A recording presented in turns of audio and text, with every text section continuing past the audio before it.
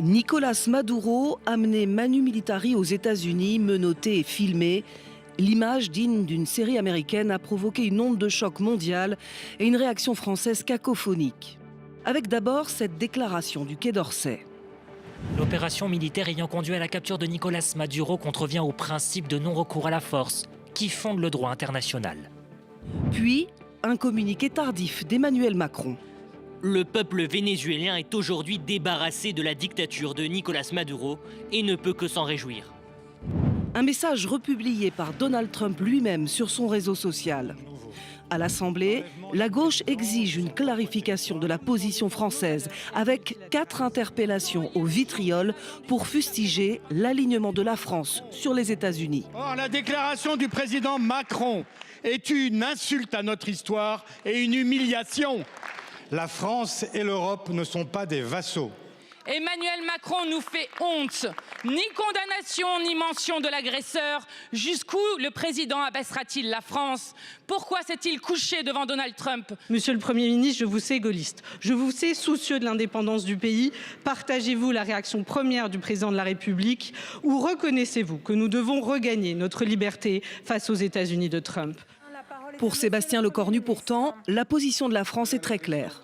La position de la France a d'abord été affirmée et exposée par le ministre de l'Europe et des Affaires étrangères, puis par le tweet du président de la République, l'un allant avec l'autre. Et au fond, s'il faut le résumer, tout est illégal dans cette affaire. Alors la question qui fâche ce soir, face à Trump, Poutine ou Xi Jinping, la France a-t-elle encore une place dans le nouvel ordre mondial ?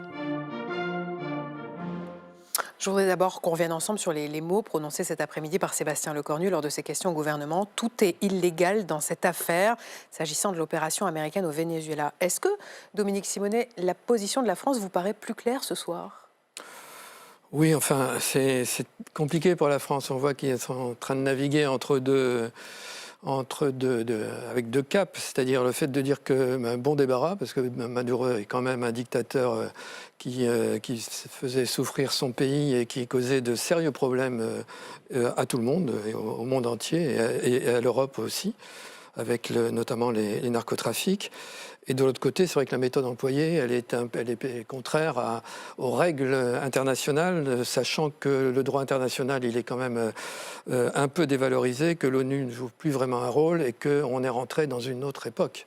Et c'est cela qu'il faut arriver à comprendre, c'est qu'on est dans le monde de Donald Trump, c'est-à-dire dans le monde des empires, des nationalismes, où la force et le profit sont les règles. Et on voit que Trump, là, avec ce succès, il faut bien dire, c'est une opération qui a quand même assez bien réussi, très bien réussi, même menée de main de maître. Là, il se sent plus, si j'ose dire. Trivialement. Trump, là, ça y est, c'est l'hubris, et il menace le Groenland. Évidemment, la Colombie et Cuba, dans le texte, doivent avoir chaud aux fesses, ce sont ses mots. Donc, on est vraiment, nous, quand je dis on, c'est français et européens, dans un autre monde. Et on voit qu'en même temps, les Européens essayent d'aller très vite maintenant, de se concerter. La coalition des volontaires qui vient de se réunir a décidé de faire une surveillance du cessez-le-feu en Ukraine si le cessez-le-feu avait lieu, avec les Américains, parce qu'il faut à la fois résister à Trump, mais en même temps l'amadouer parce qu'on a besoin de lui, notamment pour le renseignement en Ukraine. Donc, est-ce que c'est ce qui fait que dans sa première réaction, Emmanuel Macron n'avait pas parlé de l'opération militaire américaine à proprement parler, mais simplement de la capture de Maduro? Oui, c'est parce qu'effectivement, la position est très compliquée. Il faut pas fâcher Donald Trump. Parce que fâcher Donald Trump, ça veut dire que l'Ukraine n'a plus de renseignements et l'Ukraine est perdue. Donc, et c'est une situation extrêmement difficile. Les agneaux dont parlait Laurent Guimier tout à l'heure sont obligés un petit peu de flatter le loup en disant on est avec toi, ça va bien. Voilà. Je pense que simplement on voit bien que l'Europe est faible. Elle se réveille un peu tard, peut-être trop tard, et qu'il est plus que temps d'avoir une cohésion comme essaye de le faire, ou en tout cas de le suggérer Emmanuel Macron. Frédéric Petit, c'est le regard que vous avez aussi à la fois sur la réaction de la France et sur les propos tenus cet après-midi à l'Assemblée nationale par Sébastien Lecornu. Tout est illégal dans cette affaire. Oui, bien sûr, tout est illégal dans cette affaire. Je crois que je ne suis pas d'accord. Je vais essayer de faire 3 remarques assez directes. Je ne suis pas un grand spécialiste de la mise en scène, hein, donc je vais être assez direct. Je vais essayer d'apporter des images de ce qui est mon travail, ce qui est mon travail quotidien. C'est-à-dire que je suis à la Commission des Affaires étrangères et assez investi dans les conflits dans le monde, en particulier en Ukraine, mais partout. Il n'y a pas de cacophonie. Il n'y a pas de cacophonie. Il faut lire d'abord, il faut lire l'ensemble du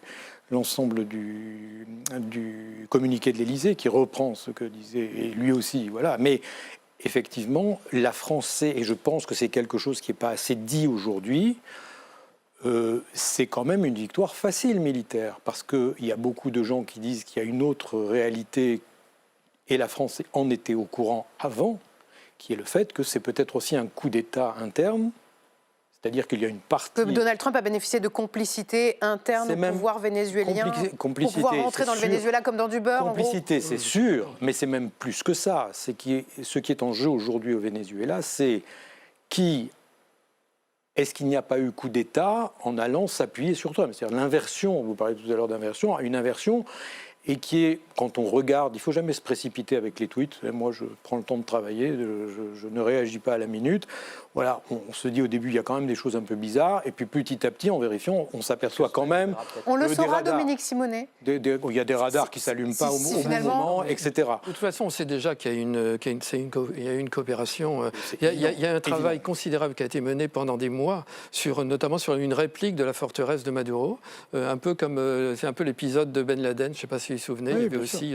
Bon, là, c'est pas les mêmes forces spéciales, mais malgré tout, il y a eu un entraînement, il y a eu des complicités à l'intérieur même du gouvernement, d'après ce que dit la Maison-Blanche, sans préciser évidemment. C'est une opération qui a été préparée de longue date. Simplement, il y a eu aussi préalablement des tentatives de négociation avec Maduro. La Maison-Blanche lui a dit va-t'en, on te débrouille, tu auras une retraite. Oui, c'est des négociations façon Trump. Hein. Façon Trump, bien sûr. Oui. Mais visiblement, Maduro n'a pas cru à une opération. On peut corroborer la question du coup d'État pour implicite. Moi, on verra. Je veux dire, on est encore un peu tôt, mais pour moi, il y a des choses qu'il faut dire parce qu'on en parle très peu. On voit un grand cow-boy et on alimente à coups de petits messages et de mise en scène. Pour moi, il y a quelque chose de beaucoup plus complexe, et c'est cette complexité qui se reflète dans la position de la France. Voilà, Maduro, c'est quand même quelqu'un qui a écrasé des chars, qui a écrasé des manifestations avec des chars. Hein. C'est pire que Tiananmen, lui, il s'est pas arrêté. Hein. Donc voilà.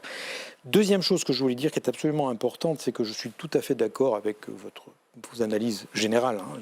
Je crois que ce qui est en jeu, ce n'est pas le loup ou l'agneau, mais ce qui est en jeu, c'est l'autoritarisme, les dictatures et les démocraties. Et nous avons affaire, je travaille cet après-midi encore sur la dictature de Loukachenko au Bélarus, nous avons affaire aujourd'hui à des dictateurs qui sont modernes, qui sont agiles, qui sont efficaces, forts et agressifs. Et effectivement, vous dites une Europe faible. Je veux dire, moi je dis, effectivement, nous sommes dans un réveil démocratique où on s'aperçoit qu'il faut aussi que les démocraties se réveillent et soient modernes. Quand on regarde cette maison ici, on se dit que la démocratie française pourrait se moderniser sur plein de sujets, moderne, agile, efficace, et ne soit pas agressive comme les autoritaires et comme les dictatures, mais soit capable de se défendre. Voilà. Et vous mettez donc l'Amérique de Trump du côté des démocraties et pas des dictatures? Je mets l'Amérique du côté des grandes démocraties, à cause de son histoire, à cause des Américains que je connais. Moi, je suis allé 3 fois aux États-Unis. Mais celle de Trump, l'Amérique de Trump. Mais l'Amérique de Trump, je ne sais pas ce que ça veut dire. Dans une démocratie, un pays, ce n'est jamais un dirigeant, sauf sur Twitter. Voilà, et sauf sur certains plateaux télé, pas ici. Mais voilà, l'Amérique est complexe. Vous savez, je vais aux États-Unis pour essayer de travailler sur l'Ukraine, sur le soutien à l'Ukraine. C'était en mai dernier, avec une coalition de parlementaires européens. Nous avons beaucoup de mal avec les républicains à Washington. Puis nous faisons quelques heures de bus et nous allons en Pennsylvanie, où je suis accueilli dans un parlement de Pennsylvanie qui est un parlement d'un État fédéral, beaucoup plus grand, beaucoup plus moderne qu'ici, qui marche beaucoup mieux que cette maison en tant que parlement, où tout le monde soutient l'Ukraine, où j'ai 100 personnes qui viennent nous écouter, qui viennent travailler avec nous. Qu'est-ce que c'est l'Amérique de Trump? C'est aussi quelque chose qui n'est pas homogène, et heureusement, le seul endroit où il n'y a plus de conflit, où tout est homogène, c'est le cimetière. Hein. Donc moi, je ne suis pas pressé d'y aller. La dernière chose qui est très importante et qu'on ne dit pas assez sur le Groenland, parce que c'est lié, et ça, Trump le dit, et il faut écouter quand Trump parle, parce que ce qu'il dit, c'est ce qu'il pense. C'est le renversement des hémisphères. C'est-à-dire que nous ne sommes plus dans une division des hémisphères nord et sud, nous sommes dans une division des hémisphères est et ouest. Et c'est ça qui redéfinit la position de l'Union européenne et de l'Afrique. C'est très important pour nous. C'est-à-dire, vous dites, est-ce que l'Union européenne est-ce que la France est encore dans la cour des grands? Oui, nous sommes aujourd'hui, le Groenland d'abord devient une frontière, vous l'avez dit tout à l'heure, le Groenland devient une frontière entre l'empire de Trump, puis celui, parce que ça se touche, les gens ils voient la carte développée, mais en fait ça se touche, le Groenland est la frontière, le point de contact entre les trois grands empires, la Chine, la Russie et les États-Unis, avec l'Islande qui est maintenant quasiment colonisée par la Chine, je finis tout de suite, et nous sommes, nous, Europe et Afrique, très liés, ce qui est une bonne nouvelle, nous sommes l'enjeu, nous sommes au milieu. Et c'est pour ça qu'il faut que nous nous renforcions et que nous prenions notre destin en main sur des manières de travailler, de coopérer, de multilinguisme, de démocratie, peut-être un peu différentes et surtout modernisées. Je voudrais vous entendre. David Riemann, votre groupe GDR avait demandé, fait partie des groupes qui ont demandé un débat à l'Assemblée nationale sur l'opération militaire américaine au Venezuela. Sébastien Lecornu a dit, si je suis saisi de l'article 51, il y aura ce débat à l'Assemblée nationale. Pourquoi est-ce que vous voulez ce débat ? Mais c'est important de clarifier les choses, parce que la question qui est posée ce soir, effectivement, est-ce que la France fait partie de la table des grands? Moi, je mettrais plus un bémol dans la réponse. Plutôt, je ne sais pas, pour ne pas dire non, parce que moi, j'étais au Togo il n'y a pas très longtemps. La France, sa place en Afrique, elle a perdu, clairement. Avec l'AES qui s'est mis en place, il y a encore des relations avec la CEDEAO, la partie ouest africaine. Mais on voit que Trump s'intéresse de plus en plus à l'Afrique. Il a eu des frappes américaines au Nigeria, avec la validation du Nigeria. On voit que la vraie question dans tout ça, c'est que est-ce qu'au travers d'un pays où on aurait supposément des dictateurs ou supposément un pays narcotrafique, puisque je rappelle qu'il n'y a pas que, dans l'Amérique du Sud, il n'y a pas que potentiellement le Venezuela qui produirait de la drogue. Il y a le Paraguay, il y a la Colombie, il y a d'autres. Et il en parle aussi, de la Colombie. Mais sauf que pour autant, pourquoi aller faire le choix d'aller mener un bombardement pour capturer un président en exercice, qu'on le veuille ou non, et ensuite l'exfiltrer de la sorte? Il faut aller plus loin que ça. On voit qu'il y a des raisons économiques, il y a des raisons énergétiques, il y a le monde tel qu'on le connaît en train d'évoluer clairement. Mais moi, en l'occurrence, si on reste strictement sur le droit international, on ne peut pas cautionner ce que Trump a fait. On ne peut pas, à aucun moment, et même si ça aurait été le pire des dictateurs qu'il pourrait avoir au monde, à ce moment-là, pourquoi est-ce que Trump ne va pas bombarder Kim Jong-un et le récupérer, le exfiltrer aussi de la Corée du Nord? On ne peut pas avoir de posture selon son intérêt. Et c'est là qu'on voit, au travers du monde, les États réagissent, l'Europe réagit selon son intérêt. Il est bien résumé. Pourquoi le président Macron n'attaque pas trop fort? C'est que, effectivement, parce que l'Europe dépend des Américains sur beaucoup de sujets. Encore plus sur le sujet du numérique, du digital, on dépend des Américains. Donc, on voit bien que cette réalité-là pose un problème majeur dans la prise de position qui doit être claire lorsqu'on a de telles situations. Et moi, j'irais même plus loin aujourd'hui dans la question, c'est est-ce qu'aujourd'hui, le droit international tel qu'il est posé existe toujours, réellement? Est-ce que le droit international est devenu optionnel, Dominique Simonet? Écoutez, l'ONU n'est plus efficiente du tout, ça, on le voit bien. Je veux dire, il y a pas elle est contrôlée par un certain nombre de dictatures. Voilà, quand même fait une déclaration aujourd'hui, l'ONU, pour dire l'intervention américaine au Venezuela a sapé un principe fondamental du droit international. Bon, la Russie a son droit de veto, on voit bien comment se comporte la Russie. Donc c'est vrai que face à cela, c'est-à-dire on est dans un changement extrêmement rapide et qui nous effare un peu parce que les alliances et l'équilibre, l'ordre mondial, qui a pourtant connu plein de déboires, mais qui avait été mis en place après la Seconde Guerre mondiale, le monde libre, comme on l'appelait, toutes ces alliances se défont. Donald Trump déteste l'Europe. Il n'aime pas l'Union européenne. Pour lui, il préfère des discussions, des négociations, des deals avec des nations. L'Europe, pour lui, c'est quelque chose qu'il veut détruire, en fait. Et c'est en cela, d'ailleurs, qu'il est proche de proche de Poutine.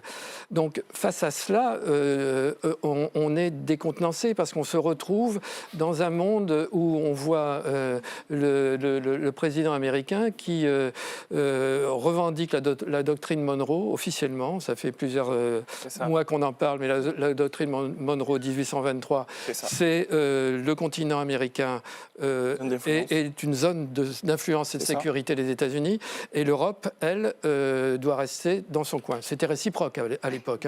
C'était que l'Europe ne devienne plus s'occuper des États-Unis. Tout petit mot, ce qui change aujourd'hui, on parle beaucoup du droit, on parle de la politique, les Français mettent ça tout en haut, mais le logiciel de tous ces grands fauves, on a envie de dire, pour reprendre votre terminologie, c'est l'économie, c'est le business.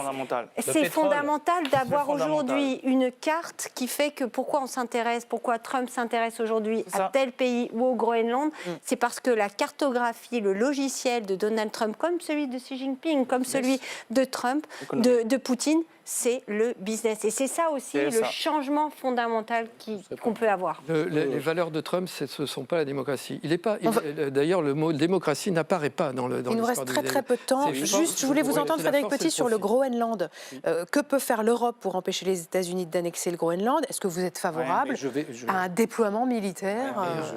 D'abord, j'ai pas le droit de me prononcer. Je suis pas dans l'exécutif et je suis pour la séparation des pouvoirs parce que je suis un vrai démocrate. Donc, je verrai si les décisions du gouvernement, je les contrôlerai. Je voudrais revenir sur cette notion de faiblesse et sur ce que vous avez dit sur le business. Ce que vous dites. Mais l'Europe doit s'intéresser à l'économie d'abord. L'Europe est une création économique, c'est pour ça qu'elle gêne Trump. Ah oui, non, mais j'ai pas dit le contraire. L'Europe gêne Trump parce que nous sommes une puissance économique. La différence qu'il y a, c'est pas qu'il y en a qui veulent faire du business et des autres qui veulent faire de la poésie. La différence qu'il y a, c'est qu'il y en a un qui est impérialiste.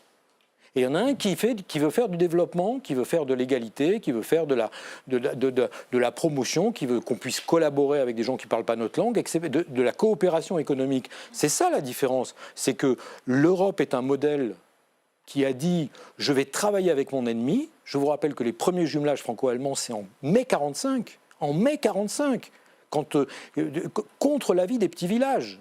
C'est du courage de dire je vais travailler avec mon ennemi, ce n'est pas mon ennemi et je vais faire de l'économique avec lui. Donc il faut être prudent sur cette idée. Il y a les méchants qui veulent faire du business et les gentils qui veulent faire de la poésie. Non, nous devons faire Union européenne, nous devons reprendre notre destin en main et faire de l'économie et reconstruire des relations économiques, mais des relations économiques qui soient démocratiques et de coopération économique. Merci en tout cas à tous les trois.